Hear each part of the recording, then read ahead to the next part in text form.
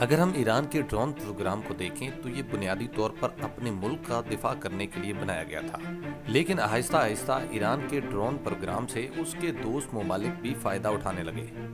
مثال کے طور پہ 2022 میں ایران نے سنٹرل ایشیا کے ایک ملک تاجکستان میں ڈرونز بنانے کی ایک فیکٹری لگائی ہے، جہاں پر وہ ابابیل 2 نامی ڈرونز کی مینوفیکچرنگ کرتا ہے۔ حالانکہ میجورٹی کے لحاظ سے تاجکستان ایک سنی اسٹیٹ ہے اور یہاں پر حکومت کرنے والے لوگ سیکولر قسم کے لوگ ہیں۔ یہاں کی حکومت نے نہ صرف حجاب پر پابندی لگا رکھی ہے بلکہ وہ مردوں میں شیو کرنے کے ٹرینڈ کو بڑھانے کے لیے مختلف قسم کی کمپینز لانچ کرتے رہتے ہیں۔ یہ وہ ساری باتیں ہیں جو ایران کی روایات سے بالکل مختلف ہیں، لیکن ایران اس کے باوجود اپنا ڈرون پروگرام آگے بڑھانا چاہتا ہے۔ ایران چاہتا ہے کہ دونوں ممالک کے درمیان بائی لیٹرل تعلقات بہتر ہوں۔ شاید اس کے پیچھے ایک وجہ یہ بھی ہے کہ ایران اسرائیل کے متوقع حملوں سے بچنے کے لیے دور دراز کے کسی مقام پر اپنی ڈرونز بنانے کی فیکٹری انسٹال کرنا چاہتا تھا۔ اس سے پہلے اسرائیل متعدد بار ایران میں گھس کر اس کی تصنیبات کو شدید نقصان پہنچا چکا ہے۔ اس جگہ پر اسرائیل کے حملے کرنے کے امکانات بہت کم ہیں۔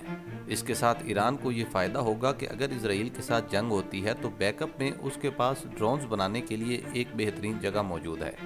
اس کے علاوہ ایران کا یہاں پر فیکٹری بنانے کا ایک اور مقصد بھی ہے، وہ یہ ہے کہ طالبان اور اسلامک اسٹیٹ خراسان کو لے کر ایران کے کچھ سیکیورٹی خدشات ہیں۔ ان خدشات کو دور کرنے کے لیے دونوں ممالک ایران اور تاجکستان نے مل کر کام کرنا شروع کر دیا ہے۔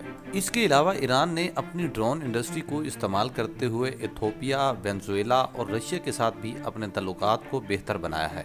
ڈرونز بنانے کے حوالے سے رشیا اور ایران کے تعلقات تقریباً 2016 سے ہی سٹارٹ ہو چکے تھے۔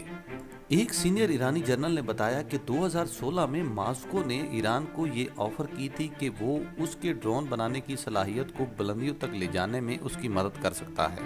مختلف ممالک کو ڈرون سپلائی کرنے کے علاوہ ایران کی کچھ پروکسیز ہیں، یعنی کہ وہ جنگی تنظیمیں جنہیں ایران سپورٹ کرتا ہے، جو کہ عراق، ایران، سیریا اور یمن میں آپریٹ کرتی ہیں۔ ایران اپنے ڈرونز ان کو بھی مہیا کرتا ہے۔ اس کے علاوہ ایران امریکن بیسز کو ہٹ کرنے کے لیے بھی اپنے ڈرونز کا استعمال کرتا ہے اور ISIS کے جنگجوؤں کے ٹھکانے کو نشانہ بنانے کے لیے بھی انہی ڈرونز کا استعمال کر چکا ہے۔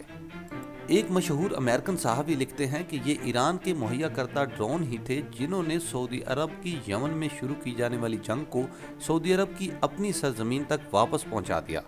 اس کا کہنے کا مقصد یہ تھا کہ حوثی باغی ان ڈرونز کی مدد سے سعودی عرب میں موجود انرجی کی ریسورسز کو ہٹ کر رہے ہیں۔ ان ساری باتوں سے یہ ثابت ہوتا ہے کہ ایران کی ڈرونز کی ڈپلومیسی بہت زبردست ہے۔